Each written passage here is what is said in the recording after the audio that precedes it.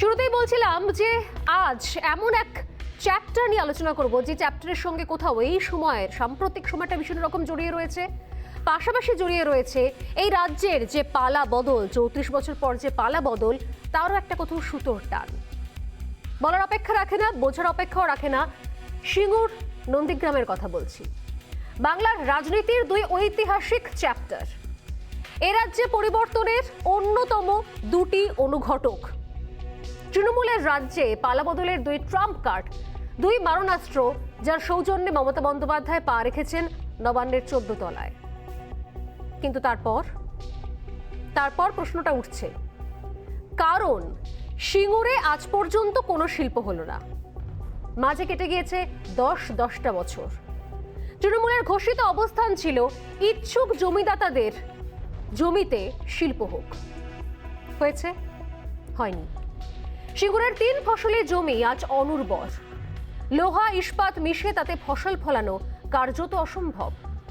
এ রাজ্যে শিল্পের মানচিত্রে সিঙ্গুর এখনো একটা ক্ষত চিহ্ন, যা কোথাও অফ দ্য রেকর্ড মানেন, কোথাও তৃণমূল কংগ্রেসের অনেক নেতা নেত্রীও। তারপর থেকে এ রাজ্যে ভারী শিল্পের খরা।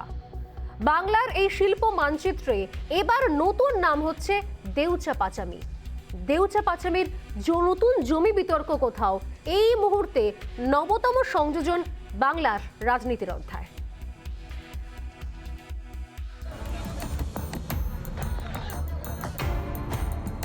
অনেক জীবনহারা মানুষ, কর্মহারা মানুষ কর্মজীবন খুঁজে পাবে, বাঁচার জীবন খুঁজে পাবে। তাদের জমি দেওয়া হবে, প্রতিফলন দেওয়া হবে, বাড়ি দেওয়া হবে এবং পরিবারকে একজনের কর্মসংস্থান দেওয়া হবে।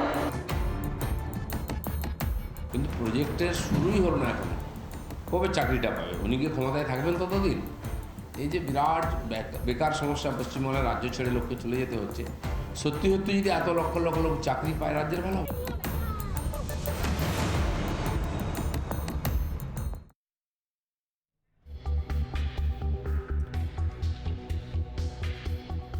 কি এই দেউচা পাচামি জমি বিতর্ক? বীরভূমের মোহাম্মদ বাজারের দেউচা পাচামি গ্রাম, সেখানে প্রস্তাব রাখা হয়েছে কয়লা খনির। যে কয়লা খনির সন্ধান পাওয়া গিয়েছে 5টি গ্রামের 11টি মৌজা নিয়ে এই গোটা প্রকল্পের ভাবনা চিন্তা রয়েছে। প্রকল্প অর্থাৎ হচ্ছে কয়লা খনি। 3,500 একর জমিতে এই প্রকল্প। মাটির নিচে প্রায় 210 কোটি টন কয়লার সন্ধান পাওয়া গিয়েছে। এককভাবে তোলার অধিকার রাজ্যই পেয়েছে। খনি গড়ার দায়িত্ব বর্তেছে বিদ্যুৎ উন্নয়ন নিগমের উপর। রাজ্য সরকার কি শর্তে জমি নেবে?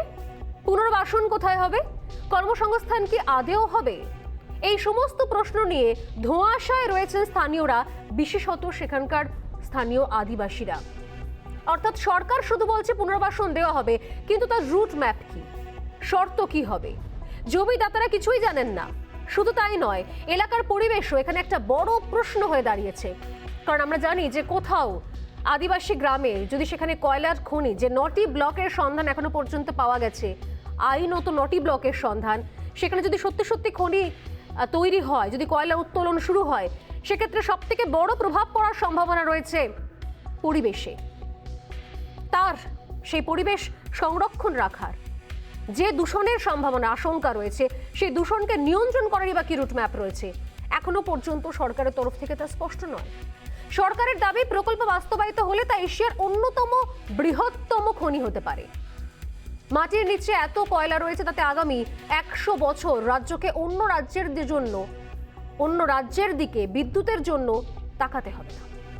কিন্তু যে জমি বিতর্ককে ভর করে আজ রাজ্যের মাসনাতে মমতা বন্দ্যোপাধ্যায়, সেই জমি বিতর্কই এখানেও ধাওয়া করছে তৃণমূল কংগ্রেসকে। অভিযোগ সেই জোর করে জমি অধিগ্রহণ ইস্যু। যদিও রাজ্য সরকার এক্ষেত্রে বলছে জমি জোর করে নেওয়া হবে না, কিন্তু কিভাবে নেওয়া হবে, কোন শর্তে নেওয়া হবে, তা নিয়ে সুনির্দিষ্ট কোনো নীতি অথবা প্ল্যান অফ অ্যাকশন এখনো পর্যন্ত স্পষ্ট নয়। মুদ্রা কথা হচ্ছে, যে জমি নীতিকে কেন্দ্র করে, যার ভরসায় এই পালাবদল, এত বড় আন্দোলন, বিক্ষোভ, 34 বছরের বাম শাসনের অবসান ঘটিয়ে তৃণমূল যমুনার শুরু, তাহলে কি ধরে নেব যে তৃণমূল সরকার, শাসক দল, তৃণমূল কংগ্রেস এই রাজনৈতিক দলটি তার যে নীতি, তার যে আদর্শ, সেখান থেকেই সরে এলো। তা নাহলে এখন এই জমি অধিগ্রহণ উচ্ছেদের বিষয়গুলো আসছে কোত্থেকে? আর এই বিষয় ইতিমধ্যেই আসরে নেমেছে বিজেপিও। একদিকে পেট্রোল ডিজেলে রাজ্যের কর ছাড় ইস্যু, সঙ্গে বিদ্যুতের দামের পাশাপাশি দেউচা পাচামি এখন বিজেপির কাছে একটা বড় অস্ত্র। ইতিমধ্যে রাজ্যকে জমি নীতি স্পষ্ট করার দাবিও জানিয়েছে বিজেপি। সব মিলিয়ে রাজ্যের শিল্প মানচিত্রে আরও এক ধাক্কা।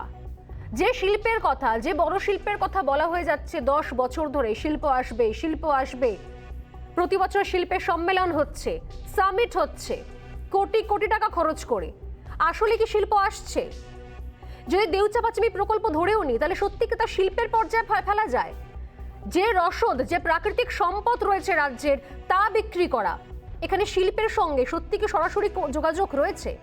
কি উন্নয়ন হবে সেখানকার স্থানীয় মানুষজনের? আসানসোল অঞ্চলে পুনর্বাসন কি আজও সম্পন্ন হয়েছে? প্রশ্ন থাকছে এতগুলো, এবং এর সঙ্গে আরও চলে আসছে অনেকগুলো প্রশ্ন রিলেটেড। তা হলো এই 9টি ব্লক এর আড়ালে যে আদৌ একাধিক অবৈধ খনি তৈরি হবে না, এর দায় কি রাজ্য সরকার নেবে? এর গ্যারেন্টি কি রাজ্য সরকার দেবে? রাজ্য সরকার কি এর গ্যারেন্টি দেবে যে এই নতুন কয়লা ব্লক থেকে আরও ডজন খানেক লালার জন্ম হবে না? প্রতি বছর এই রাজ্যে শিল্প সম্মেলন হয়, সেখানে বলা হয় হাজার হাজার কোটি টাকার বিনিয়োগ আসছে, মৌ স্বাক্ষরিত হচ্ছে, কিন্তু তারপর সেই সমস্ত এমওইউ যাচ্ছে কোথায়? কোথায় তার অগ্রগতি? কিচ্ছু জানা যায় না। বছর বছর বিজনেস সামিটের নিট ফল কি? চপ শিল্প কি? সেই প্রশ্ন তুলে সোমবারও টুইট করেছেন রাজ্যপাল। আর খুব শীঘ্রই আরও একটা বিজনেস সামিটও হতে চলেছে রাজ্যে। সেখান থেকেও কি আদৌ কোনো রকমের রাস্তা দেখতে পাওয়া যাবে? অনেকগুলো প্রশ্ন আছে, একটা একটা করে সেই সমস্ত প্রশ্নের উত্তর চাইবো সোজাসুজি। তবে সেই সমস্ত প্রশ্নের উত্তর চাওয়ার আগে চোখ রাখছি আজকের আমার বিশেষ প্রতিবেদনের। রাজ্যে শিল্পের ভবিষ্যৎ কি? 11 বছর আগে যে প্রশ্নটি ছিল, বর্তমানেও সেই প্রশ্নই বিদ্যমান। এ রাজ্যে প্রতি বছর সরকারি কোষাগার থেকে কোটি কোটি টাকা খরচ করে শিল্প সম্মেলন হয়। সেখানে চলে প্রতিশ্রুতি আর মৌ স্বাক্ষরের ফুলঝুরি। হাজার হাজার কোটি টাকার বিনিয়োগের কথা বলা হয়, তবে রাজ্যে শিল্পের ভাগ্যে শিকে ছেড়ে না। এমন অবস্থায় রাজ্যের শিল্পক্ষেত্রে জমি অধিগ্রহণ নীতির ক্ষেত্রে রাজ্য সরকারের কাছে আরও একটি অস্বস্তির নাম দেউচা পাচামি। দেউচি পাচামিতে এশিয়ার অন্যতম বৃহত্তম কয়লা ভাণ্ডারের হদিশ মিলেছে। রাজ্যের কাছে একক ক্ষমতাও রয়েছে কয়লা উত্তোলন করার। তবে জমি অধিগ্রহণে বাধার সম্মুখীন হচ্ছে রাজ্য।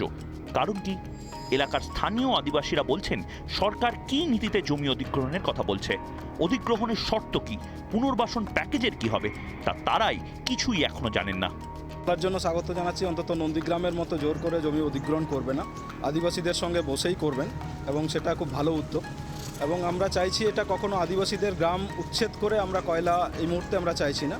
রাজ্য সরকার যদিও প্রথম থেকে দাবি করে আসছে সকল জমিদাতাদের পুনর্বাসন দেওয়া হবে, মিলবে কর্মসংস্থানের সুযোগও। সিঙ্গুর যেভাবে অধিগ্রহণ করা হয়েছিল আমরা সেভাবে করবো না। আমরা প্রথমে নিজেদের জমি দিয়ে শুরু করবো।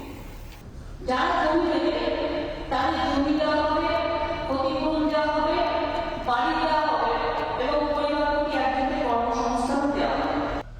এ বিষয়ে ইতিমধ্যেই আসরে নেমেছে বিজেপিও। একদিকে পেট্রোল ডিজেলে রাজ্যের কর ছাড় ইস্যু, সঙ্গে বিদ্যুতের লাগাম ছাড়া দাম। দেউচা পাচামি এখন বিজেপির কাছে আরও এক বড় অস্ত্র। এবং এতে রাজ্য লাভবান হবে, রেভিনিউ বাড়বে। কিন্তু এই প্রসেস কবে শুরু হবে? 2 বছর 3 বছর থেকে আমরা শুনছি। কেন রাজ্য সরকার এখন জমি অধিগ্রহণ করছে না? আমার মনে হয় জমি অধিগ্রহণের নীতি ঠিক নাই রাজ্য সরকারের। সিঙ্গুর থেকে নন্দীগ্রাম, এ রাজ্যে শিল্প জমি বিতর্ককে রাজনীতিতে ব্যবহার করে আজ বাংলার মসনদে তৃণমূল কংগ্রেস। দেউচা পাচামিতে সেই অস্ত্রই এখন বুমেরাং হয়ে ফিরছে শাসক দল তৃণমূল কংগ্রেসের কাছে। অন্তত এমনটাই মত রাজনৈতিক মহলের একাংশের। বিরোধীদের আরও প্রশ্ন, বছর বছর শিল্প সম্মেলন হচ্ছে এ রাজ্যে, তার নিট ফল কি? শেষমেশ সেই একই প্রশ্ন বারবার উঠে আসছে, এ রাজ্যে শিল্পের ভবিষ্যৎ কি? রিপাবলিক বাংলা। সে সমস্ত প্রশ্নের উত্তর খুঁজবো আমরা, তবে তার আগে চোখ রাখছি আজকের 3টে পোল কোয়েশ্চনে। যে প্রশ্নের উত্তরগুলো আপনারা আমাদের জানাতে পারেন আপনাদের মতামত হ্যাঁ বা না এর মাধ্যমে। চোখ রাখি আজকের 3টে পোল কোয়েশ্চনে, তারপর শুরু করবো আজকের প্রশ্ন উত্তর পর্ব। আজকের প্রথম প্রশ্ন, রাজ্য সরকারের জমি নীতি কি অস্পষ্ট হয়ে গেছে? হ্যাঁ বা না এর মাধ্যমে আপনারাও কু অ্যাপে আমাদের আপনার মতামত জানাতে পারেন। নিশ্চয়ই তুলে ধরবো আপনাদের মতামত। দ্বিতীয় পোল কোয়েশ্চেন, অতীতে নিজের জমি অস্ত্রে কি আজ নিজেই বিদ্ধ শাসক দল? কি মনে করছেন আপনি? এবং তৃতীয় পোল কোয়েশ্চেন, অবিলম্বে পুনর্বাসন প্যাকেজ কি ঘোষণা করা উচিত?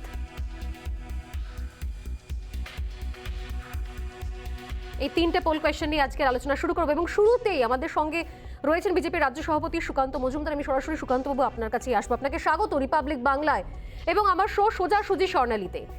দেউচা পাঁচামিকে কেন্দ্র করে নতুন আশার আলো দেখাচ্ছে কোথাও রাজ্য সরকার। সুকান্তবাবু, বলা হচ্ছে 10 বছরের যে শিল্পের খরা, যদিও প্রতি বছর আমরা শুনি নতুন শিল্প আসবে, শিল্পের সামিট হয়, সম্মেলন হয়, কোটি কোটি টাকা খরচ করে এখানে এই রাজ্যে শিল্প সম্মেলনের জন্য, শিল্প সামিট, বাইরের ইনভেস্টর আনার জন্য প্ল্যান হয়, বিভিন্ন রকমের প্রোগ্রাম আমরা দেখি, ইভেন্ট দেখি। তারপর শেষ পর্যন্ত কি হচ্ছে কেউ জানি না আমরা। কোন কোন ক্ষেত্রে মৌ স্বাক্ষরিত হচ্ছে সেটা জানতে পারছি, কিন্তু তার পরের কি হচ্ছে সে সম্পূর্ণ ধোঁয়াশা। আজকে দেউচা পাঁচামিকে কেন্দ্র করে একটা বড় প্রকল্পের স্বপ্ন দেখাচ্ছে রাজ্য সরকার। আপনারা কেন, যখন এত বড় স্বপ্নের কথা বলছে রাজ্য সরকার, এত মানুষের কর্মসংস্থান হবে, এত বড় একটা প্রকল্প তৈরি হবে, তখন আপনারা কেন এর বিরোধিতা করছেন? কোন জায়গায়?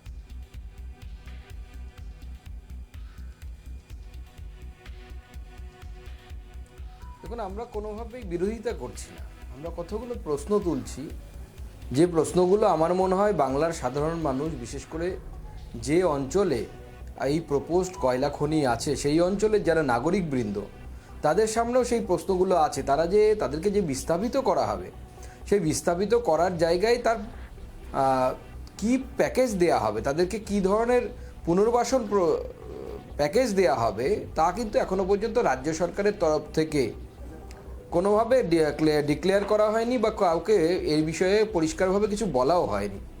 দ্বিতীয়ত, আমরা মনে করি এই ধরনের ডেভেলপমেন্টাল কাজ, যে ধরনের কাজে একটা বিস্তৃত অঞ্চলের মানুষকে উচ্ছেদ করার প্রয়োজন আছে, সেক্ষেত্রে সর্বদল বৈঠক করা একান্ত প্রয়োজন।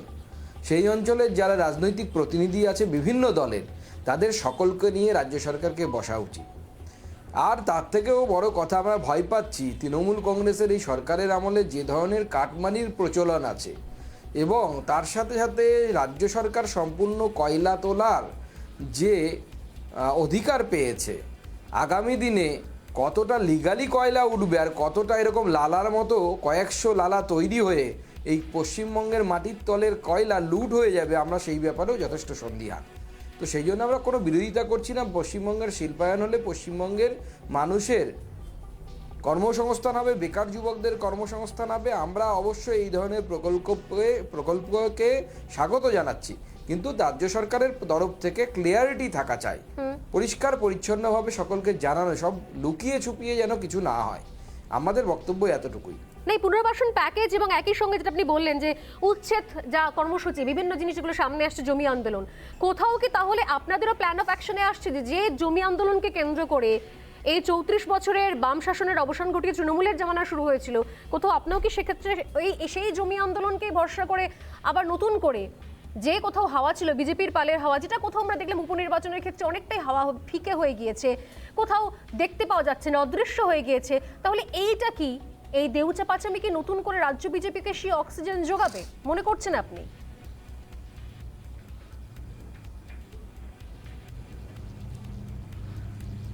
দেখুন, প্রথমত আমরা তৃণমূল কংগ্রেস নই যে আমরা যে কোনো কাজেরই বিরোধিতা করব। আমরা বিরোধী দল এবং দায়িত্বশীল বিরোধী দল। স্বাভাবিকভাবে পশ্চিমবঙ্গ সরকার যদি সততার সাথে সকলের সামনে এসে কি প্রকল্প আছে, তাদের কি প্যাকেজ আছে, তা যদি ঘোষণা করে এবং জনগণের যে সাথে আলোচনা করে এবং বিভিন্ন রাজনৈতিক দলকে কনফিডেন্সে নিয়ে তারা যদি সততার সাথে এই প্রকল্পকে সামনের দিকে এগিয়ে নিয়ে যেতে চায়, যার মাধ্যমে বহু লোকের কর্মসংস্থান হবে, আমাদের সহযোগিতা রাজ্য সরকার পাবে। কারণ আমরা তৃণমূল কংগ্রেসের মতো অন্ধ বিরোধিতায় বিশ্বাস করি না। এবং স্বাভাবিকভাবেই কিন্তু প্রকল্পের কাজ এগিয়ে নেওয়া যাওয়ার জন্য যদি সেখানকার আদিবাসী জনগণ যাদেরকে বিস্থাপিত করার কথা রাজ্য সরকার ভাবছেন, সেই সমস্ত মানুষের মৌলিক অধিকার যদি লঙ্ঘিত হয়, তারা যদি কোনোভাবে ডিপ্রাইভ হন, বিরোধী দল হিসাবে পশ্চিমবঙ্গের জনগণ আমাদের দায়িত্ব দিয়েছেন সেই সমস্ত অসহায় নিপীড়িত মানুষের পাশে দাঁড়ানোর। স্বাভাবিকভাবে ভারতীয় জনতা পার্টি তাহলে সেই সমস্ত বঞ্চিত মানুষের পাশে দাঁড়াবে এবং প্রতিরোধ গড়ে তুলবে। অর্থাৎ আপনারা এই প্রকল্প নিয়ে কোনো রকম বিরোধিতা জানাচ্ছেন না, কিন্তু যেভাবে যে আর্থিক পুনর্বাসন প্যাকেজ, আর্থিক প্যাকেজ, পুনর্বাসন প্যাকেজ, সেই প্যাকেজ নিয়ে যদি সত্যি সত্যি সেখানকার আদিবাসী সম্প্রদায়, এতগুলো গ্রাম, এতগুলো মৌজা, সেখানকার মানুষের যদি স্বার্থ বিঘ্নিত, তাহলে আপনারা সেই বিষয়টা নিয়ে আন্দোলনে নামবেন। এর সঙ্গে আমি আরও একটা বিষয় স্পষ্ট করতে চাইবো সুকান্তবাবু, যে এই পেট্রোল ডিজেলের দাম থেকে শুরু করে এই সাম্প্রতিক সময় রাজ্য বিজেপিকে পথে দেখতে পাওয়া যাচ্ছে। যে দেউচা পাঁচামি প্রকল্পের আপনারা বলছেন যে আমরা বিরোধিতা জানাচ্ছি না, সেই প্রকল্প থেকে আরও একটা জায়গাও কোথাও তৈরি হয়। যদি বিপুল কয়লা ভাণ্ডার, যদি সত্যি সত্যি এই রাজ্য এই প্রকল্পকে রূপায়িত করতে পারে, বাস্তবায়িত করতে পারে, সেক্ষেত্রে যে পরিমাণ কয়লার অধিকার হবে রাজ্য, যে পরিমাণ কয়লা উৎপাদিত হবে, তার নিরিখে এটাও তো ঘটনা যে সেই ইকুয়েশন সমীকরণ তো কোথাও চলে আসছে। এই রাজ্যে এই মুহূর্তে দাঁড়িয়ে সব থেকে বেশি বিদ্যুতের দাম, সেই জায়গায় দাঁড়িয়ে কতখানি সে জায়গা থেকে রাজ্যবাসী উপকৃত হবে, শুধুমাত্র ওই অঞ্চল নয়, গোটা রাজ্য কোন কোন জায়গায় উপকৃত হবে, সেটাও কি তাহলে পরবর্তীকালে আপনাদের আন্দোলনের দিশা হতে চলেছে?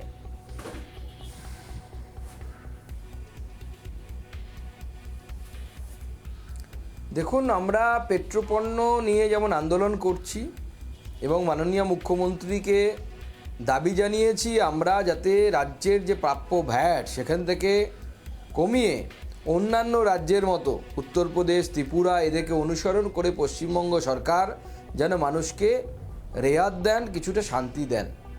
কিন্তু এখনও পর্যন্ত মাননীয় মুখ্যমন্ত্রীর তরফ থেকে এই ধরনের আবেদনে, আমাদের আবেদনে এবং দাবিকে কোনো রকম মান্যতা দিয়ে কোনো রকম ছাড় দেওয়ার ব্যবস্থা করা হয়নি। সাধারণ মানুষও তাই চাইছেন। আমরা এর বিরুদ্ধে আন্দোলন সংগঠিত করছি এবং আগামী দিনেও করব। শুধু তাই নয়, পশ্চিমবঙ্গে যে বিদ্যুতের দাম আকাশ ছোঁয়া, ইউনিট প্রতি যে পরিমাণ দাম এখানে নেওয়া হয়, যা ভারতবর্ষের অন্য কোনো রাজ্যের সাথে, বিশেষ করে যে সমস্ত রাজ্যগুলো ইকোনমিক্যালি আমাদের থেকে অনেক বেশি ডেভেলপড, সেই সমস্ত রাজ্যের সাধারণ মানুষের ক্রয় ক্ষমতা আমাদের থেকে অনেক বেশি, তবুও সেই সমস্ত রাজ্যের ক্ষেত্রে থেকে দেখা যাচ্ছে আমাদের বিদ্যুতের ইউনিট প্রতি দাম অনেক বেশি। এই নিয়ে আগামী দিনে ভারতীয় জনতা পার্টি রাস্তায় নামবে এবং পেট্রোপণ্যের সাথে আমাদের এই আন্দোলনের অন্যতম দাবি হবে যে পশ্চিমবঙ্গের বিদ্যুতের ইউনিট প্রতি যে দাম নেওয়া হচ্ছে সেই দামকে কমানো। এবং মাননীয় মুখ্যমন্ত্রী এই কয়লা উৎপাদন কবে শুরু হবে, কবে কি করবেন তাদের ব্যাপার, তারা যেহেতু রাজ্য সরকার যেহেতু দায়িত্ব পেয়েছেন, আমাদের তরফ থেকে সহযোগিতা থাকবে। যদি না তা সাধারণ মানুষকে, সেই অঞ্চলের মানুষকে যদি বঞ্চিত করা না হয়, কিন্তু আগামী দিনে ভারতীয় জনতা পার্টি বিদ্যুতের দাম নিয়ে যদি রাজ্য সরকার কোনো ধরনের চিন্তা ভাবনা না করে, ভারতীয় জনতা পার্টি বাধ্য হবে বৃহত্তর আন্দোলনের দিকে নামার জন্য। সত্যবাবু, আপনার কাছে শেষ প্রশ্ন। যদি আমরা দেউচা পাঁচামি নিয়ে আলোচনা করছি, তবে এর মাঝখানেই যখন আপনার সঙ্গে কথা হচ্ছে, আমি একটা প্রশ্ন করতে চাই যে এই মুহূর্তে দাঁড়িয়ে আপনি রাজ্য বিজেপিকে নেতৃত্ব দিচ্ছেন, রাজ্য বিজেপির সভাপতি। সাম্প্রতিককালে যেভাবে রাজ্য বিজেপির বিভিন্ন বিষয়, অন্তর্দ্বন্দ্বের বিষয় হোক বা ভেতরের ছবিটা হোক, যেভাবে বাইরে চলে আসছে প্রকাশ্যে, সেই জায়গা থেকে দাঁড়িয়ে কি মনে হয় যে রাজ্যের প্রধান বিরোধী দল হিসেবে মানুষের স্বার্থে যে যে ইস্যুগুলো নিয়ে রাজ্য বিজেপির এতদিন পথে নামা উচিত ছিল, এখন এতদিন বাদে সেই ইস্যুগুলো সামনে আসার কথা আপনারা বলছেন, সেই বিষয়গুলো আপনারা সামনে তুলে ধরছেন, অনেকটা দেরি হয়ে গেল নাকি সুকান্ত বাবু? এই ধরনের ইস্যু, বিদ্যুতের মাসুল থেকে শুরু করে এই পেট্রোপণ্যের যে এখন ট্যাক্সের ইস্যু, এই ইস্যুগুলো নিয়ে কি অনেকটা দেরি হয়ে গেল না রাজ্য বিজেপির পথে নামতে? মানুষ যে ভরসা আশা নিয়ে আপনাদের এই বিপুল ভোটে বিরোধীর আসন দিয়েছিল, সেই জায়গা থেকে কি একটু হলেও সরে গিয়েছিল, দিকভ্রষ্ট হয়েছিল রাজ্য বিজেপি?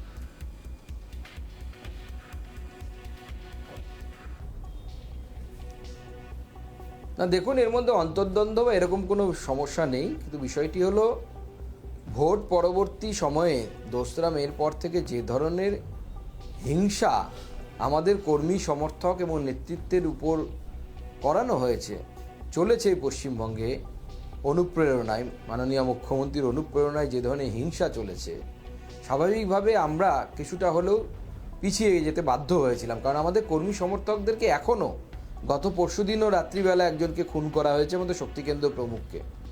প্রথমে বলে চালানো হচ্ছিল যে বিজেপির অন্তর্দ্বন্দ্ব, পরে তৃণমূল কংগ্রেসেরই এক নেতা, তৃণমূল কংগ্রেসের বিধায়ক সোহমবাবুর সাথে তার ছবি আছে আমার মোবাইলে, আমি দেখাতেও পারি চাইলে আপনাদেরকে, পুলিশ তাকে অ্যারেস্ট করেছে। তো এই পরিস্থিতি চলছে গোটা পশ্চিমবঙ্গ জুড়ে। সেই পরিস্থিতির মধ্যেও ভারতীয় জনতা পার্টি তার যে দায়িত্ব কর্তব্য বাংলার জনগণ আমাদেরকে প্রধান বিরোধী দল হিসেবে পশ্চিমবঙ্গে এনেছে, সেই দায়িত্ব কর্তব্য আমরা পালন করতে বদ্ধপরিকর। এবং পেট্রোপণ্যের দাম যেহেতু কেন্দ্র সরকার কমানোর পর রাজ্য সরকারগুলো, ভারতীয় জনতা পার্টি বা এনডিএ শাসিত রাজ্য সরকারগুলো কমিয়েছে, স্বাভাবিকভাবে তারপরে পশ্চিমবঙ্গ সরকার কমায়নি, অতএব তখনই আন্দোলনের বিষয় আসবে। এর আগে আমরা মনে করে দেখুন, ভোটের আগে বিদ্যুতের বিষয় নিয়ে, বিদ্যুতের ইউনিট প্রতি দাম নিয়ে আমরা আন্দোলন করেছিলাম।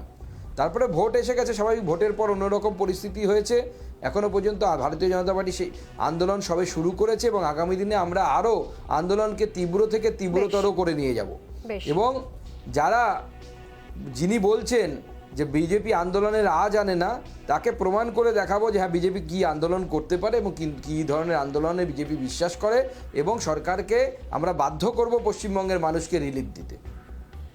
ধন্যবাদ সুকান্তবাবু। আমরাও নজর রাখবো নিঃসন্দেহে যে আবার আন্দোলনে ফিরতে চাইছে রাজ্য বিজেপি নির্বাচনের পর, যে ছবিগুলো কোথাও কথা বললেন সুকান্তবাবু, নজর রাখবো অবশ্যই। কিন্তু আজকের যে বিতর্কের জায়গা, সেখানে আবারও ফিরে আসি।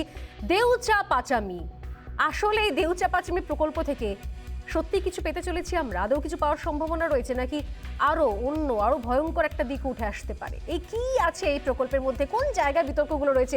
দেবজিৎ রয়েছেন আমাদের সঙ্গে স্টুডিও থেকে, দেবজিৎ সরকার বিজেপি নেতা, আমাদের সঙ্গে রয়েছেন তৃণমূল কংগ্রেস নেতা দেবু টুডু, রয়েছেন আদিবাসী নেতা রবিন সোরেন। আমি তিনজনকেই স্বাগত জানাই রিপাবলিক বাংলা এবং সোজাসুজি স্বর্ণালীতে। আমি প্রথমেই যাই দেবু টুডু। দেবুবাবু, আপনার কাছে প্রকল্প বলছেন, এত বড় প্রকল্প, এত শিল্প। আমার প্রথম প্রশ্ন, দেউচা পাচামি প্রাকৃতিক সম্পদ, এখানে শিল্প বলে আপনারা যে জিনিসটাকে সামনে তুলে ধরার চেষ্টা করছেন, এটা কি সত্যি আদৌ শিল্পের পর্যায়ে ফেলা যায়? মানে শিল্পের পর্যায়ে এতদিন ধরে যেগুলো তৃণমূল সরকার বলে এসছে, বাইরে থেকে ইনভেস্টমেন্ট আসবে, আমরা ন্যানো জানতাম শিল্প, আরও অনেক শিল্প রয়েছে, ভারী শিল্প থেকে শুরু করে বিভিন্ন রকমের। দেউচা পাচামি মাটির তলার সম্পদ, প্রাকৃতিক সম্পদ, সেখান থেকে তার পুরো টেন্ডার নিয়ে নিল রাজ্য নিজে। এখন সেটাকেই শিল্প হিসেবে প্রতিস্থাপিত করা হচ্ছে, উপস্থাপিত করা হচ্ছে রাজ্যের মানুষের কাছে। সত্যি কি এটা শিল্প? দেখুন, আমাদের সম্পদ মাটির নিচে আছে, সেটা তোলা হবে, উত্তোলন করা হবে, যেখানে লাখো লাখো মানুষ কাজ করবে এবং সম্পদ সৃষ্টি হবে ভারতবর্ষের বা বাংলা, সেইটাকেই শিল্প বলছে। এটা যদি কয়লা খনি হয়, বিশ্বের দ্বিতীয় বৃহত্তম খনি হবে। এবং এটা দীর্ঘদিন ধরে সরকার তাড়াতাড়ি ব্যবস্থা করছে, তার জন্য কমিটি হয়েছে, যেটা ডিপিসিএল করেছে। আজকে সেই জায়গায় দাঁড়িয়ে একদম পরিষ্কার আমাদের মুখ্যমন্ত্রী বলেছেন, কয়লা খনি যেখানে হবে, আমাদের তপশিলি উপজাতি এলাকা, অধ্যুষিত আদিবাসী এলাকা, একটা মানুষও ডিপ্রাইভ হবে না এবং জোর করে কিছু হবে না। আমাদের এখনো স্মরণ আছে সেই সিঙ্গুর, যেভাবে কৃষকদের জোর করে যদি না হয়ে থাকে, তাহলে সেই প্যাকেজটা কোথায়? সেই প্যাকেজটা স্পষ্ট কেন নয়? পুনর্বাসন প্যাকেজ কোথায়? আর্থিক প্যাকেজ কোথায়? 5টা গ্রাম, 11টা মৌজা, 9টা লিগ্যাল কোল ব্লক, 9টা লিগ্যাল কোল ব্লক। এই রাজ্যের বাচ্চা ছেলেও জানে এই মুহূর্তে এই সরকারের 10 বছরের সব থেকে বড় স্ক্যাম হচ্ছে কোল স্ক্যাম, কয়লার খনির মানে কেলেঙ্কারি। সেক্ষেত্রে এই 9টা কোল ব্লক যদি লিগ্যাল হয়, তাহলে এর পেছনে কতগুলো ইল্লিগাল কোল ব্লক তৈরি হতে পারে? দেখুন, সেটা পরের বিষয়। আগে সেখানকার মানুষ কাজ পাবে, বাংলায় পৃথিবীর দ্বিতীয় বৃহত্তম খনি হবে। কোন বাঙালি যদি বিরোধিতা করে, তাকে বলবো সে ভারতবর্ষের লোক নয়, সে বাঙালি নয়। ওই বাঙালি বিদ্বেষী বিজেপি, ভারতীয় জনতা পার্টি, তারা চেষ্টা করছে। শুধু এইটুকু বলি, না, বিরোধিতার জায়গা তো জায়গাটা আসছে কোথা থেকে? আমার বক্তব্য হচ্ছে রূপরেখাটা কোথায়? আপনারা তো বলেন সিঙ্গুর ভুল ছিল, আপনারা বলেন নন্দীগ্রাম ভুল ছিল, দেউচা পাচামির আর্থিক প্যাকেজ, পুনর্বাসন প্যাকেজটা কোথায় স্পষ্টভাবে? এটা বামপন্থীরা নয়, এটা তৃণমূল কংগ্রেস, মমতা ব্যানার্জি। সেই দিন কোনোদিন ফিরবে না, কালো দিন ফিরবে না। ওই বিজেপি যতই চেষ্টা করুক, সেই কালো দিন ফিরিয়ে আনা কি মুশকিল। দেবুবাবু, আমি আপনাকে অন্য প্রশ্ন করছি, আপনি চলে যাচ্ছেন ইতিহাসের পাতায়। সঙ্গে নিয়ে মানুষ যা চাইবে সেটা হবে। আদিবাসী মানুষরা যা চায় আচ্ছা, আদিবাসী মানুষ কি চাইছে আমি শুনবো কারণ রবীন সোরেন রয়েছেন আমাদের সঙ্গে এবং আরো একটা বিরতি আমি নেব। বিরতির পর আমাদের সঙ্গে থাকবেন সব্যসাচী চ্যাটার্জি, আইনজীবী। রবীন সোরেনের বক্তব্য আমি শুনবো যে আসলে যাদেরকে সামনে রেখে বলা হচ্ছে তারা যা চাইবে তাই হবে, যাদেরকে সামনে রেখে বলা হচ্ছে যে না, সিঙ্গুর নন্দীগ্রামে যে ভুল করেছিল বাম সরকার, এই সরকার সেই ভুল করবে না, আসলে তারা কি চাইছে শুনবো। একটা ছোট্ট বিরতির পর ফিরে আসছি, সঙ্গে থাকুন।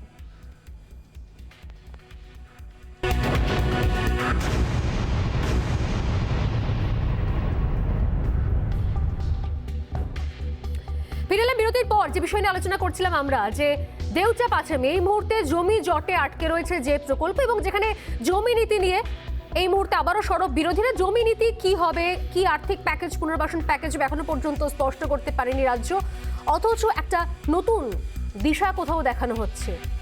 কতখানি বাস্তবায়িত করা সম্ভব সেক্ষেত্রে? ইতিমধ্যে আমি আলোচনায় বিতর্কে আসার আগে জানিয়ে রেখে আমাদের সঙ্গে যদিও সব্যসাচী চ্যাটার্জি যোগদান করেছেন, আইনজীবী, আপনাকে স্বাগত। এবং একই সঙ্গে আমি জানিয়ে রাখি রাজ্যপাল ইতিমধ্যে একটি টুইট করেছেন।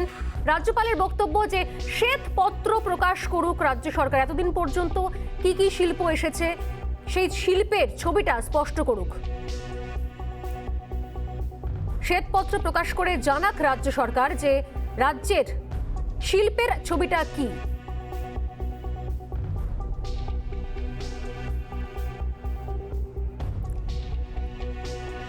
প্রতি বছর যে শিল্প সম্মেলন হয়, শিল্প সামিট হয়, সেখান থেকে কি পাওয়া যাচ্ছে? আমি আসবো এই বিষয়।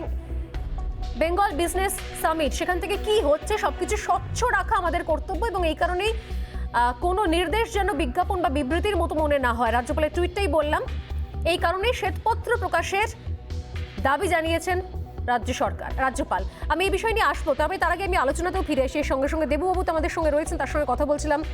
দেবজিৎ, সব্যসাচী এবং রবীন সোরেনের সঙ্গে কথা বলবো। রবীন সোরেন আমাদের সঙ্গে রয়েছেন। রবীনবাবু, আপনি কি বলবেন যে আপনাদের মূলত জায়গা 5টি গ্রামের 11টি মৌজা, এবং যেখানে বলা হচ্ছে এখনো পর্যন্ত স্পষ্ট নয় জমি নীতি, সরকারের তরফ থেকে এখনো পর্যন্ত কি কি আশ্বাস আপনাদের কাছে এসে পৌঁছেছে, আপনাদের অবস্থানটাই বা কি?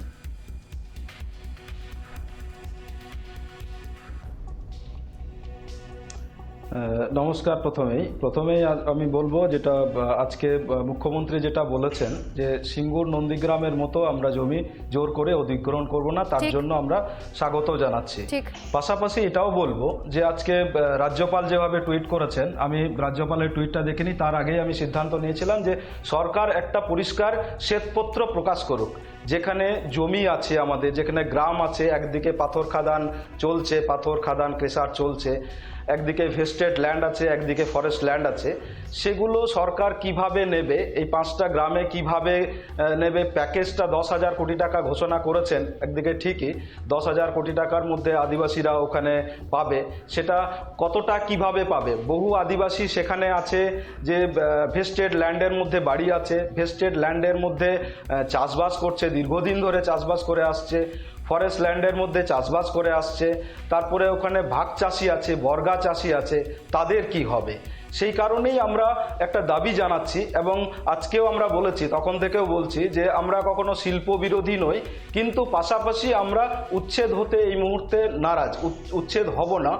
এই কারণ সরকার তো একটা পক্ষ বলে দেওয়ার মালিক বলে দেয়, তারপরে গ্রাউন্ড লেভেলে যে কাজ, সেই কাজ সেরকম ভাবে আমরা দেখতে পাই না, সরকার সেভাবে কাজ করতে পারে না, ফেলিওর হয়ে যায়।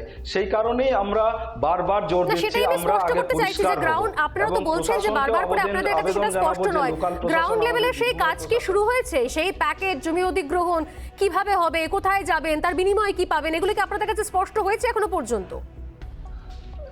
না না না না না না এগুলো এখনো সরকার পক্ষ থেকে কিচ্ছু বলা হয়নি। সরকার পক্ষ থেকে এইভাবে গ্রামে গিয়ে কখনো জমি নিয়ে বলা হয়নি, কার কতটা জমি যাবে, কতটা এরিয়া যাবে, কোন কোন এরিয়াতে নেওয়া হবে, এখনো অবধি সরকার কিন্তু কোনোভাবেই বলেনি। বা আদিবাসীরাও এখন সন্দেহের মধ্যে, মানে একদম আতঙ্কের মধ্যে আছে, কার বাড়িটা যাবে বা কার গ্রামটা যাবে। আপনার কাছে আসবো, আমি সব্যসাচী আমাদের সঙ্গে রয়েছে, স্টুডিও দেবজিৎ রয়েছেন, আমি দুজনের কাছে আসছি যে এই জায়গা থেকে দাঁড়িয়ে বলা হচ্ছে, কিছুক্ষণ আগে দেববাবু বলছিলেন যে বিরোধীদের কাজ হচ্ছে বিরোধিতা করা, এত বড় প্রকল্প হবে, কয়লার খনির সন্ধান পাওয়া গেছে, এশিয়ার দ্বিতীয় বৃহত্তম একটা কয়লা খনি, সেই জায়গা থেকে কোথায় সবাই স্বাগত করবে তা না সবাই বিরোধিতা করছে।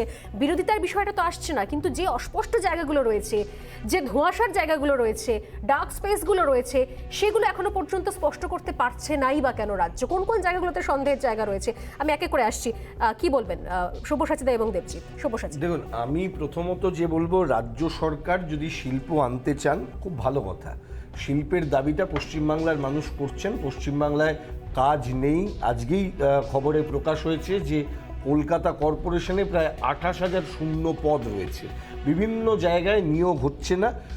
রাজ্যের ছেলেমেয়েরা শিল্প চায়, রাজ্যে থাকতে চায়, এ নিয়ে কোনো দ্বিমত থাকার কথা নয়। কিন্তু মুশকিলটা হচ্ছে 2021 সালে দাঁড়িয়ে আমরা যে শিল্পের কথা বলছি, এখানে খনিকে কেন্দ্র করে শিল্প, নতুন খনির সন্ধান পাওয়া গেছে, কয়লা উত্তোলন করা হবে, লিগ্যাল কোল ব্লক ইত্যাদি ইত্যাদি ইত্যাদি। এক হচ্ছে কয়লা নিয়ে আমাদের পশ্চিমবাংলায় একটা বিরাট সমস্যা দীর্ঘদিন ধরে চলছে। আসানসোল, রানীগঞ্জ, এই সমস্ত এই কোটা করিডোরটা জুড়ে আমরা দেখেছি ইললিগ্যাল কয়লা খনি কিভাবে সেখানে রয়েছে। হাইকোর্টে পর্যন্ত আমরা দেখেছি কোল ইন্ডিয়াকে, ইসিএলকে তাদেরকে মামলা করতে হয়েছে, জনস্বার্থ মামলা করে সেখানে তাদেরকে তদন্ত চাইতে হচ্ছে। এবং আমি কিছুক্ষণ আগে বলছিলাম যে এই সময় দাঁড়িয়ে বর্তমান রাজ্য সরকারের অন্যতম লেটেস্ট স্ক্যাম যদি হয় তা হচ্ছে কোল স্ক্যাম। হ্যাঁ, এবং আমি এই জায়গাটায় দাঁড়িয়ে বলছি, দ্বিতীয়ত হচ্ছে পরিবেশের প্রশ্ন আছে। কয়লা আজকে এমন একটা শক্তির উৎস। আমরা দেখছি যে এই বর্তমানে গ্লাসগোতে যেখানে এনভায়রনমেন্টাল সামিট হচ্ছে, ক্লাইমেট জাস্টিসের কথা আমরা বলছি, সেখানে দাঁড়িয়ে এর জায়গায় বিকল্প শক্তির দিকে আমরা কিন্তু যাচ্ছি এবং বিকল্প শিল্পের দিকে পৃথিবী যাচ্ছে। তা পৃথিবী যেদিকে যাবে, আমার শিল্পায়নের অভিমুখ সেই দিকে থাকার দরকার। আনফর্চুনেটলি আমরা দেখলাম যে গত নির্বাচনের আগে একদল বুদ্ধিজীবী তারা হঠাৎ করে সেই সময় দাঁড়িয়ে তাদের তথাকথিত নিরপেক্ষ মুখোশ পড়েছিলেন।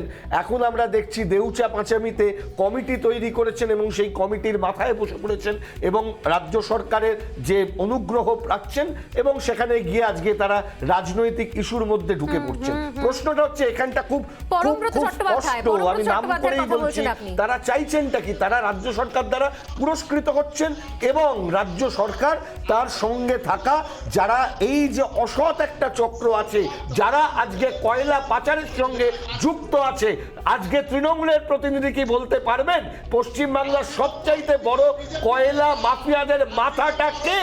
আজকে তিনি কি বলতে পারবেন আজকে আসানসোল হোক, দুর্গাপুর হোক, এই সমস্ত জায়গায় আজকে কাদের নার্সিংহোম আজকে রয়েছে? আজকে আসানসোলের এই নার্সিংহোমের মালিক কে? আজকে কারা কয়লা পাচার করার সঙ্গে যুক্ত আছে?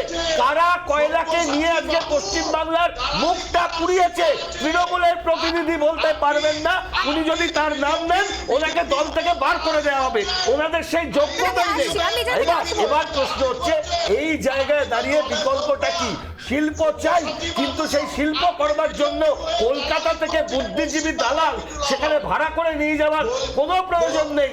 আদিবাসী মানুষ তারা দীর্ঘদিন ধরে দেউচা পাঁচামিতে জমির লড়াই করছেন আর জমির অধিকার তারা রাখবেন।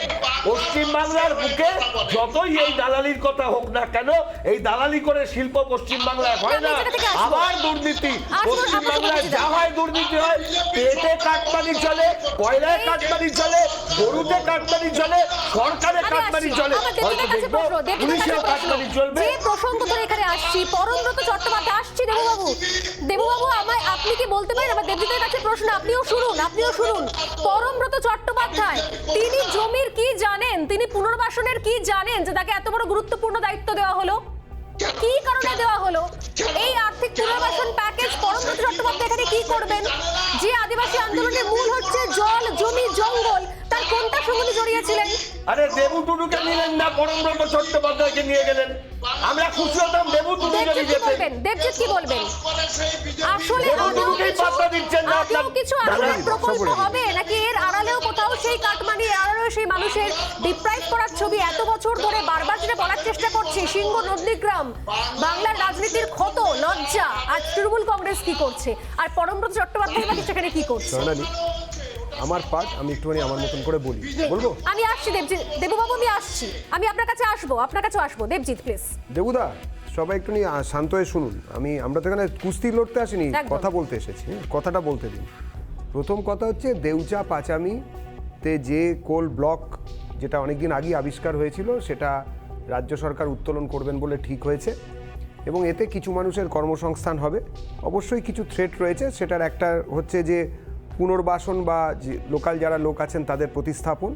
2 নম্বর হচ্ছে পর্যাবরণ, অর্থাৎ প্রাকৃতিক কিছু বিষয় আছে সেটা তুললে সেখানকার নির্দিষ্ট প্রাকৃতিক কিছু দুর্যোগ আসতে পারে কি পারে না, এলে সেটাকে কিভাবে কাউন্টার করা হবে। 3 নম্বর হচ্ছে যে পরিষ্কার করে বলা দরকার, একটা ক্ল্যারিফিকেশান, ক্ল্যারিটি তো লাগে। এটা তো কারুর মানে পৈতৃক সম্পত্তি নয় যে আপনি তুলে 2টো মোহর কাউকে দিয়ে দিলেন, 2টো মোহর নিয়ে নিলেন, এরম ব্যাপার নেই, সেদিন চলে গেছে। তৃতীয়ত যেটা সবথেকে বড় মানে এখন যেটা নিয়ে ভাবার দরকার, এখানে যে এই 5টা গ্রাম 11টা মৌজা, সেখানে তো আর জনমানুষ থাকে না, ভামবেড়াল চড়ছে এরকম তো নয়। একদমই নয়। যে আমাদের বনবাসী ভাইরা, আমি আদিবাসী শব্দটা আমরা ব্যবহার করি না, বনবাসী যারা ভাই আছেন তারা সেখানে বসবাস করেন, তারা অনেক দিন ধরে থাকেন এবং তারা বহু জায়গায় যেটা এখানকার এ তো কথাই বলতে দেয় না। হ্যাঁ আমি আসছি, বড় মুশকিল। দেবুবাবু আমি আসবো আপনার কাছে। দেবুদা আপনি এত এক এক করে বলুন প্লিজ। দেবুদা আপনি আপনার সোসাইটি থেকে সরে যাচ্ছেন। দেবুদা ঝগড়া করার জন্য বসে দেবুদা নেই, এক এক করে আসছি। দেবুদা ধরে নিন না, আমি আমার মতন ভুল বলছি, দেবজিৎ, please আমাকে শেষ একটু করুন। বলতে দিন। প্লিজ শেষ করুন। তো বিষয়টা হচ্ছে যে এই যারা রয়েছেন ওখানে, দেবুদা ওনার সমাজ থেকে সরে গেছেন, এখন ওনার কলকাতার নেতা তো, আপনি please সেই জন্য শেষ বুঝতে করুন। পারছেন না যে ওখানকার যে লোকগুলো তাদের জমি জঙ্গলের জল জমি জঙ্গলের তাদের রুজির যোগান দেয় ওই জঙ্গল ওই এলাকা, সেখানে কি হবে সেটা পরিষ্কারভাবে বললেই হয়। একটা শ্বেতপত্র প্রকাশ করুন, শ্বেতপত্র প্রকাশ করুন। দেবুদা আপনার পার্টিকে আপনি কেন গলাবাজি করছেন? আপনি তো কেউ নন, আপনার পার্টিতে আপনি ল্যাম্প পোস্ট মাত্র, যিনি কিনা একটাই পোস্ট, সেই দিদিমণি যদি ঘোষণা করে দেন, তা না হলে কি করে বুঝবো এখানে লালারা এসে ওখানকার জমিদার হয়ে ওখানকার আদিবাসী বনবাসী ভাইদের তাদেরকে উচ্ছেদ করবে না? কি করে বুঝবো যে ওখানকার রেশিও কি হবে? প্রত্যেক বাড়ির থেকে একজনকে চাকরি দেবেন না, প্রত্যেক বাড়িতে যদি প্রত্যেক পরিবারে 10 জন থাকে তাদেরকে চাকরি দিতে হবে। কিভাবে চাকরি দেবেন তাদের, কিভাবে? দাদা বলতে দিন, একই দেবুদা আপনি কি করছেন? আমি বিরোধিতা করছি না। এই সোনালি, আমি আগে একটা কথা বলি, যাবে না এখানে একসঙ্গে 10 জন কথা বলতে আমি দিই না দেববাবু, আপনি জানেন। এক এক করে কথা বলা যাবে না ভাই। আপনার কথা শোনা যাবে না, আপনি এক এক দেবুদা করে কথা আমাকে বলুন। একটু বলতে দিন। দেবুদা আমি আপনার বিরোধিতা করছি না, আমি এই প্রকল্পেরও বিরোধিতা করছি না, আমার কথাটা বলতে দিন। সিঙ্গুরে আমি কতজন আজ শুধু পর্যন্ত চাকরি আরে পেয়েছেন? দেবুদা আপনি কেন হইচই করছেন? সিঙ্গুরের দেবুদা 3 ফসলি আরে জমি ওই সিঙ্গুরের দিকে তো না, টাকাটা দেবুদাকে চলে বলুন, গেছে, দেবুদাকে সর্ষের বলুন। বীজ ছড়ানো হয়ে গেছে, আজ পর্যন্ত কতজন চাকরি এরকম ভাবে পেয়েছে? তো কথাই বলা যাবে না, বলুন আপনি বলুন। বনবাসী বানিয়ে দিচ্ছি অসভ্য বর্বর দল কেন্দ্রের সরকার, কি ভেবেছেন আপনারা? ওইটাও করতে হবে কতটা? শুনুন ভাই, শুনুন দেবুদা, আপনি কতটা বনবাসী আমি জানি না, আপনাদের থেকেও না বনবাসী কল্যাণ আশ্রম আপনার থেকে অনেক বেশি আমার বনবাসী ভাইদের উপকার। আমি বসুন, অনেক বকেছেন, বসুন, অনেক বলেছেন। এটা সিপিএম এর পার্টি অফিস নয়, বা তৃণমূলের পার্টি অফিস নয়, বিজেপির পার্টি অফিস নয়। আপনি কি চেঁচামেচি করছেন? বসুন, আপনাকে অনেকক্ষণ ধরে অনেক ভদ্রতা দেখিয়েছি, আপনি কি বলছেন? আপনি কি বলছেন? বসুন, আপনি ভদ্রভাবে আগে কথা বলুন, Specific উত্তর আপনি দেবো। ভদ্রভাবে কথা বলুন। এটা এরকম ঝগড়ার জায়গা নয়, আমার ভুল আমি বুঝবো, আপনি মামলা করুন তার জন্য গিয়ে। আপনার কাছে কি স্পেসিফিক উত্তর রয়েছে? আমার আচ্ছা, শুনুন। বনবাসী গিরিবাসী ভাই বোনদের জন্য আমি কথা বলছি, দেবু, আপনি কে কথা বলেন? দেবুবাবু, আপনি আপনার কাছে বলছেন কি স্পেসিফিক উত্তর রয়েছে? আমি যেটা জানতে দেবুদা এক মিনিট। অনেক বকেছেন, এবার আপনি আমার বলুন প্রশ্নের উত্তর প্যাকেজটা দিন তো। কি? এই এক আপনি মিনিট বলুন সোনালি, প্যাকেজটা কি? সোনালি আমাকে বলতে দাও। এক মিনিট দেবুদা, হিম্মত থাকলে আমার উত্তর দিন। হিম্মত থাকলে যদি আদিবাসী সমাজের প্রতিনিধি হিসেবে কথা বলেন, তৃণমূল কংগ্রেসের প্রতিনিধি হন, তাহলে হিম্মত থাকলে আপনার আমার প্রশ্নের উত্তর দিন। প্রথম কথা, আপনি যে সরকারের এখানে প্রতিনিধিত্ব করছেন, সেই সরকার কি কোন শ্বেতপত্র প্রকাশ করেছে এইখানকার এই 5টি গ্রাম 11টি মৌজার আদিবাসীদের জন্য তারা কি ব্যবস্থা রেখেছেন? বলেছেন আপনার সমাজের লোকেদের সঙ্গে আপনি তো বিশ্বাসঘাতকতা করছেন, বেইমানি করছেন, লজ্জা করছে না? টিভি পর্দায় বসে চটি চাচ্ছেন, যান ওখানে যান, ওখানে যান, ওখানে যান। ওই শুনুন, শুনুন, আপনি রক্তের সঙ্গে বেইমানি করছেন দেবুদা, আপনি আপনার রক্তের সঙ্গে বেইমানি করছেন, আপনি আপনার রক্তের সঙ্গে বেইমানি করছেন দেবুদা। সোজা কথা শুনুন, আমার প্রশ্নের উত্তর দিন। কোন কথা বলেছেন? কতজন আদিবাসীদের চাকরি দেবেন বলেছেন? 7 ভাই পরিবার, 7 ভাই পরিবারের কয়জনকে চাকরি দেবেন? এক মিনিট। ঝগড়া করছেন এখানে বসে? দেবুদা, লজ্জা করছেন আপনার? শান্তভাবে চটি উত্তর দিন। চাচ্ছেন? শান্তভাবে উত্তর দিন। আপনি দেবু টুডু, আপনার কাছে আমার প্রশ্ন, আপনার কাছে আমার প্রশ্ন, আমি উইথড্র করব না। প্যাকেজটা কি? আপনার হিম্মত থাকলে আপনি মামলা করুন। দেবুদা, আমি উইথড্র করব না। আমার সারা ভারতবর্ষে কোটি কোটি বনবাসী ভাই আছে যাদেরকে আদিবাসী অন্তবাসী বলে আপনারা অপমান করেন। আমি উইথড্র করব না। আমি আবার বলছি, আমি সম্মানের সঙ্গে বলছি, আমি আমি একটা ব্রেক নিয়ে ফিরে আসছি, আমি উত্তরটা পেলাম না। আমি পুজো করি। আমি আপনি উত্তরটা পেলাম আসলে না। আমাকে কথা বলাচ্ছেন। আসলে আপনি প্যাকেজটা কোথায়? আসলে আপনি লুট করার তালে আছেন। আদিবাসীদের এই সম্পদ, ভারতবর্ষের কোটি কোটি বনবাসীর এই সম্পদ, মাটির নিচের কয়লা, আপনি তাদের ঘরের লোক হয়ে লুট করার দায়িত্ব নিচ্ছেন। একটা বিরতির পর ফিরে আসছি। লজ্জা করছে না? একটা ব্রেক নিজের নিচ্ছি। সমাজের সঙ্গে একটা ব্রেক বিশ্বাসঘাতকতা নিচ্ছি, করছেন। বিরতির পর ফিরে আসবো। স্পেসিফিক্যালি আমার প্রশ্ন, যখন দেবুদা এত কথা বলছেন তৃণমূল কংগ্রেসের প্রতিনিধিত্ব করে, আমি স্পেসিফিক্যালি ওনার থেকে জানতে চাইবো যে আসল আর্থিক প্যাকেজটা কি, উনি কি নিজে জানেন? এতক্ষণ ধরে কথা বলছেন যে। ফিরে আসছে বিরতির পর, সঙ্গে থাকুন।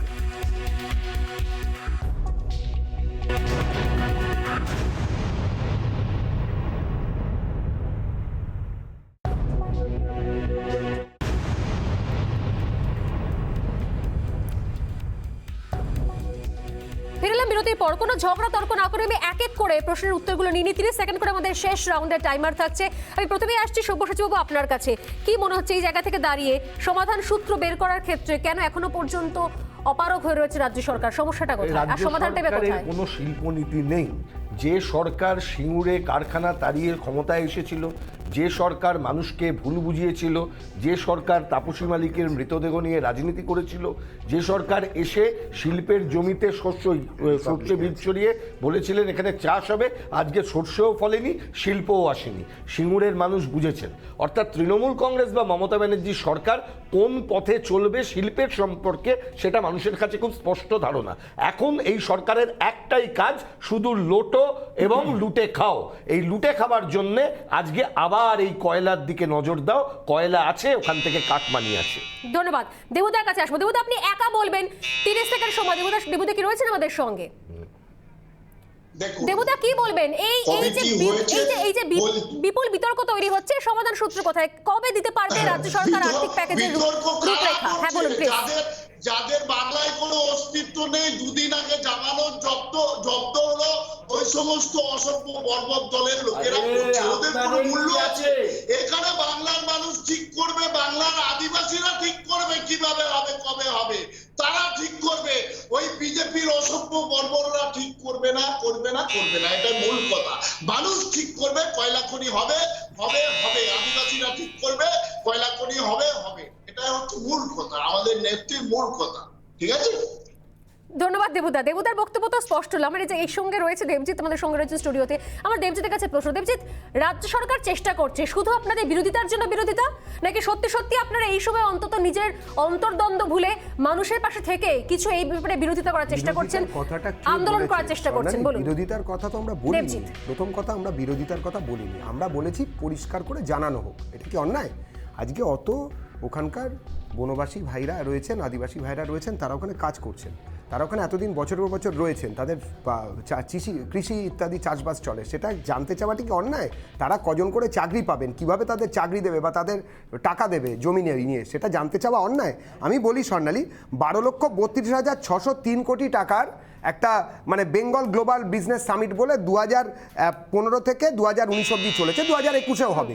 তো তার জন্য কি কোনো শ্বেতপত্র প্রকাশ করেছেন এখনো পর্যন্ত রাজ্য? ধন্যবাদ। এটা বলুক। ধন্যবাদ দেবজিৎ। শেষ করবো আমি আজকের আলোচনা রবীন সরেনকে দিয়ে। রবীন বাবু, এই মুহূর্তে সত্যি সত্যি আপনাদের দাবিটা কোথায়? দাবিটা কি? আমি আসবো। রবীন্দ্র বলুন। না, দাবিটা হচ্ছে যে আমরা এখনো পরিষ্কার ধারণা আমাদের মধ্যে তৈরি হয়নি। ধারণা একটা তৈরি হোক যে কত, মানে 10,000 কোটি টাকাটা কিভাবে দেওয়া হবে, জমির মূল্যটা কিভাবে হবে। এবং আমি এটা বারবার বলছি, যেটা পরিষ্কারভাবে শ্বেতপত্র তৈরি করুক, সরকার তৈরি করুক, সরকারিভাবে এটা শ্বেতপত্র আমাদেরকে দেওয়া হোক, গ্রামবাসীদেরকে দেওয়া হোক, যাদের জমি যাবে। এবং এইটা যদি না হয়, পরবর্তী একটা ভুল বোঝাবুঝি হবে। কখনো এটা আমরা চাইছি না। এটা বারবার বলছি যে শিল্প বিরোধী, শিল্প বাধা দিচ্ছি, শিল্প বাধা দেওয়ার জন্য সরকার সদিচ্ছাভাবে এটা আসুক। আমরাও বসবো আলোচনায়, মিটিংয়ে বসবো, আলোচনা করব। যদি হাজার বার করে যদি এটা না হয়, তারও বসবো।